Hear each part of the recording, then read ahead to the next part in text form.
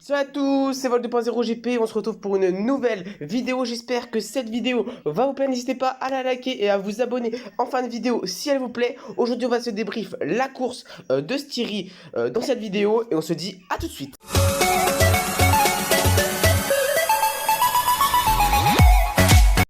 Donc voilà, c'est parti pour le débrief du MotoGP de Styrie qui s'est passé aujourd'hui. Le Grand Prix était juste incroyable aujourd'hui. Donc aujourd'hui, je vous débrief seulement la deuxième partie de la course, donc après le drapeau rouge.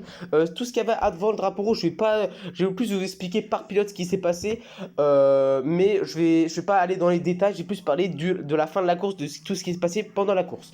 Donc on va commencer par les pilotes KTM. Donc on va parler du vainqueur de la course, donc Miguel Oliveira, qui était juste incroyable aujourd'hui. Donc au début de la course, il était assez loin, il faisait partie on va dire, comment on pourrait dire ça, de la deuxième partie du classement. Il était au début aux alentours de la 7ème place, avant le drapeau rouge, et à la fin il a fini en première position en profitant d'une bataille entre Miller et Paul Espargaro. Donc deuxième position, c'est Jack Miller, qui a fait une course juste incroyable. Donc il était dominant pendant tout le début avant le drapeau rouge, puis il a réussi à aussi finir dans le top, d'être dans le top 5 pendant la deuxième partie, et finalement il finira en deuxième position. Troisième position, c'est Paul Espargaro qui a mené la course pendant pas mal de temps après le drapeau rouge, parce qu'il était en difficulté avant le drapeau rouge. Donc c'était quelque chose d'assez difficile pour Paul Espargaro, mais là il a réussi à se rattraper. Il a mené la course pendant les 3 derniers tours du Grand Prix, mais à la fin il s'est fait dépasser par Miller qui l'a gêné, et donc Miguel Oliveira en a profité pour arracher la victoire. Quatrième position, c'est Joan Mir, qui a réussi à faire juste une course incroyable avant le drapeau rouge, et après le drapeau rouge il a tout perdu et fini seulement en quatrième position. C'est vraiment dommage pour lui, mais je pense qu'il méritait beaucoup plus que ça. Même les pilotes ont dit que c'était la course de Joan Mir. Cinquième position, c'est Andrea Dovizioso. Donc Andrea Dovizioso qui a un petit peu fait sa course normalement. On a vu qu'il avait un peu de mal avant le drapeau rouge, mais après il s'est un petit peu mieux relevé. Il a fait des dépassements et il finit finalement en cinquième position.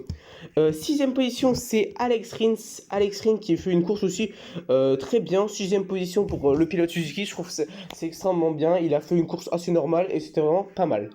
Après Nakagami qui a beaucoup perdu. Il était parti avant le drapeau rouge. Il était en deuxième position. Il suivait tout simplement Jack Miller, Joan Mir, et Jack Miller il les suivait juste avant le drapeau rouge, et après il a tout perdu, il finit en 7ème position. C'est vraiment dommage pour lui. Après c'est Brad Binder qui a fait un départ catastrophique au début avant le drapeau rouge. Il a réussi à se rattraper après le drapeau rouge et finit en 8ème position. En 9ème position, c'est Valentino Rossi qui a eu un peu de mal. On voit que tous les pilotes Yamaha ont eu beaucoup de mal durant cette course, et donc il a fait sa course mais il finit seulement en 9ème position. On sait que la Yamaha a des problèmes avec les vitesses, les freins, etc. Donc c'est un petit peu normal de les voir derrière le classement. 10ème position, c'est Iker Lecuona, donc ce rookie 10ème pour les KTM. C'est vraiment incroyable. Donc une première KTM Tech 3 et une 10ème, donc c'est vraiment un très bon résultat pour sa première année. Il a fait une course vraiment très bien. Après c'est Danilo Petrucci qui finit en 11ème position. Je trouve que c'est vraiment un très très bon résultat pour le pilote italien. Il pourrait faire mieux parce que de toute façon il va aller chez Tech 3 l'année prochaine. Donc après il n'a rien à prouver pour Ducati. En 12ème position, c'est Aleix Espargaro qui s'est battu tout simplement pour garder sa place avec Fabio Quartararo durant tout après le drapeau rouge. Donc c'est quand même un bon pilote. En 13ème position, c'est Fabio Quartararo qui a perdu beaucoup de place. Avant le drapeau rouge, il était aux alentours de la 10ème position. Et là, à la fin de la course après le drapeau rouge, il finit seulement en 13ème position, juste devant Johan Zarco, qui est parti de la pit lane. Et grâce au drapeau rouge, avant le drapeau rouge, je crois qu'il était aux alentours de la 18ème place. Johan Zarco, alors qu'il était parti 22ème quand il était de la pit lane.